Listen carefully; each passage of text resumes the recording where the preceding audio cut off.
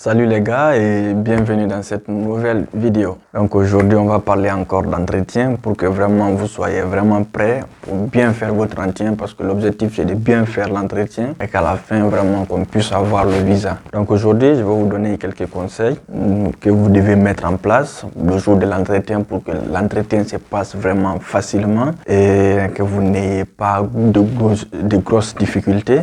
Mais après tout c'est une préparation donc il faut bien se préparer, c'est important. Donc, avant de commencer, comme je le dis dans toutes mes vidéos, l'objectif c'est d'atteindre les 10 000 abonnés avant la fin de l'année. Donc, pour ce faire, il faut me soutenir en t'abonnant, en faisant des gros pouces bleus, en partageant la vidéo. Et moi, de mon côté, je ferai le maximum de mes efforts pour partager du bon contenu dans lequel tu vas retrouver beaucoup de conseils, beaucoup d'astuces pour pouvoir vraiment maximiser tes chances pour avoir des admissions. Donc, c'est parti. Donc, avant de commencer, donc aujourd'hui, je suis habillé comme ça. Hein.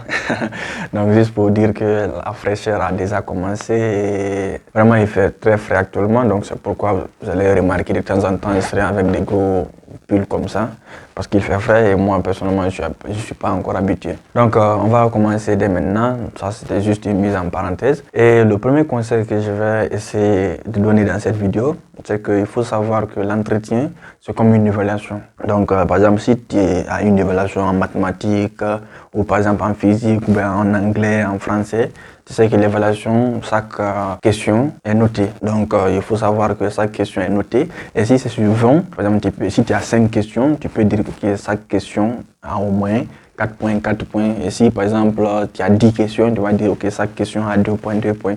Donc, en gros, c'est une évaluation. Donc, toi, maintenant, de ton côté, il faut savoir qu'à l'évaluation, tu n'es pas obligé de trouver toutes les réponses. C'est pourquoi c'est une notation. Donc, il faut juste avoir la moyenne. Donc, par exemple, à ton évaluation, tu as noté sur 20 et toi, tu as eu 10 questions. Et par exemple, tu as répondu 7 questions. Normalement, si tu as bien répondu les 7 questions, tu auras au moins une moyenne de 14. Tu vois, non? Et si, par exemple, tu as répondu 8 questions, normalement, c'est 16. Donc, c'est une évaluation, quoi. Donc, l'entretien aussi, il faut l'apprendre comme ça. Donc, tu considères que c'est une évaluation. Il peut y arriver que tu ne répondes pas à toutes les questions. Mais, si par exemple on t'a posé 5 questions et tu es arrivé à répondre à 3 bonnes questions ou à 4 questions, tu vois que c'est déjà bien. Même si tu n'es pas obligé de tout répondre, mais tu vois que c'est déjà bien. Donc tu vois déjà que c'est bien et c'est pourquoi je veux que tu considères comme si c'était une évaluation. Donc là, c'est le tout premier conseil. Maintenant, si tu considères comme une évaluation, on va maintenant aller dans le deuxième conseil. Donc, le deuxième conseil, il faut savoir, à une évaluation, tu peux rater des questions. Ça peut arriver que tu rates des questions. Donc, supposons, dans mon exemple précédent, tu as 10 questions et toi, tu es arrivé à répondre qu'à 7. Cela ne veut pas dire forcément que tu n'as pas la moyenne. Si tu as 10 questions, tu as pu répondre à 7 questions, ça veut dire que tu as la moyenne toujours. Donc, c'est ce que je vais dire. Il peut arriver à l'entretien, on te dit par exemple, monsieur, quels sont les débouchés de l'université de, par exemple, tu as choisi l'université de Rouen, par exemple, et tu dis, bon, les débouchés de l'université de Rouen, et tu donnes pas une bonne réponse. Bon, mets en tête que c'est juste cette question que tu n'as pas pu répondre. Mais cette question ne met pas en cause ton entretien.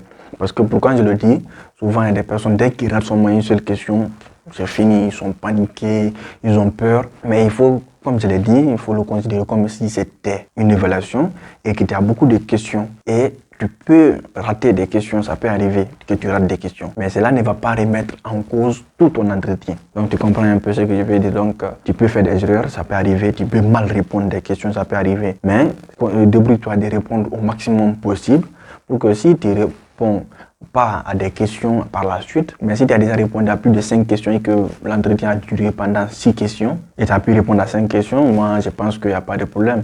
Donc ça c'était le deuxième conseil. Et le troisième conseil que je vais donner ici encore pendant l'entretien, c'est vrai, c'est comme une évaluation, tu vas la considérer comme ça et il peut arriver que tu ne répondes pas à des questions. Mais il y a des questions fondamentales, vraiment essaie de répondre à ça, il ne faut pas rater là. C'est tout ce qui sera posé d'études, projet professionnel. Vraiment, il faut pouvoir répondre à ces questions parce que c'est le B à bas quoi. Si tu ne connais pas ton projet d'études, tu ne connais pas ton projet professionnel, même si tu réponds aux autres questions, c'est sûr que ça va pas quoi parce qu'ils vont dire que tu ne connais pas réellement ce que tu veux. Donc ça c'est le B à bas. Tout ce qui est questions élémentaires à savoir, projet d'études, projet professionnel, par exemple ta formation. Pourquoi tu as choisi ta formation? Là, il faut savoir répondre à ça. Il peut arriver que pourquoi tu as choisi l'université, tu ne puisses pas bien répondre à ça, c'est pas grave. Mais pourquoi vraiment tu as choisi cette formation? quel est ton projet d'études, quel est ton projet professionnel. Vraiment, essaie de répondre à ça et prépare-toi beaucoup sur ça. Parce que dans tous les cas, ça va venir. Ça va venir et si ça ne vient pas, forcément dans ta lettre de motivation, tu dois l'expliquer.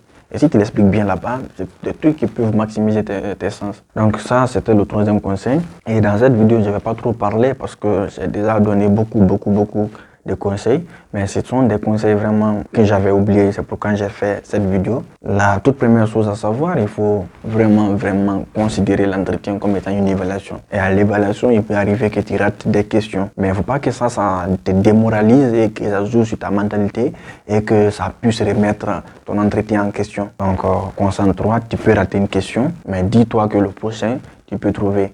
Et l'essentiel, ce n'est pas de trouver tout, c'est pas de trouver 20 sur 20 à l'évaluation, c'est de pouvoir au moins avoir plus que 10, c'est-à-dire plus que la moyenne. Et au cas contraire, si tu as la moyenne aussi, bah, c'est déjà bien.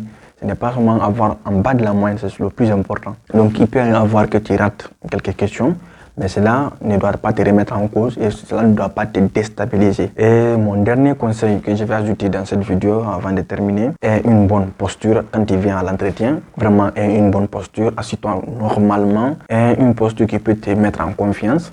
Et en plus de cela, avant chaque question,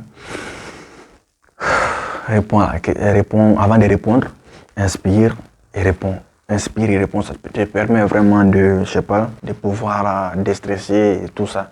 Et si tu es religieux aussi, par exemple tu es musulman, avant de commencer, si tu peux réciter quelque chose qui puisse vraiment te mettre en confiance et que Dieu t'accompagne dedans, tu peux le faire aussi et tu peux le faire juste à voix basse. La personne n'a pas besoin d'attendre ça. Donc tu te dis juste à voix basse et tu donnes la réponse, ça peut aussi te mettre en confiance. Et si tu es chrétien aussi, bah, tu peux réciter quelque chose qui peut, comment on dirait ça, te mettre en confiance. Et voilà, chacun a ses rituels. Hein. Donc l'essentiel c'est de te trouver le rituel qui va avec toi et de te mettre à l'aise en fonction de ça. Donc c'était mes quelques conseils vraiment pour bien faire ton entretien. Et n'oublie pas, tu peux rater des questions, mais cela ne remet pas tout ton entretien en question. Et en plus de cela, il y a des questions élémentaires, il ne faut vraiment pas perdre des points sur ces questions. Il ne faut vraiment pas rater. Donc c'est un peu ça. Et vraiment, je te souhaite une très bonne chance et vraiment, je suis de tout cœur avec toi et j'espère que tu vas faire un bon entretien et tu vas faire une très bonne impression parce que c'est le but que nous souhaitons et cela va maximiser nos chances pour avoir le visa. Donc, à très bientôt pour de nouvelles vidéos et surtout, bonne préparation et très bon entretien à toi. Ciao!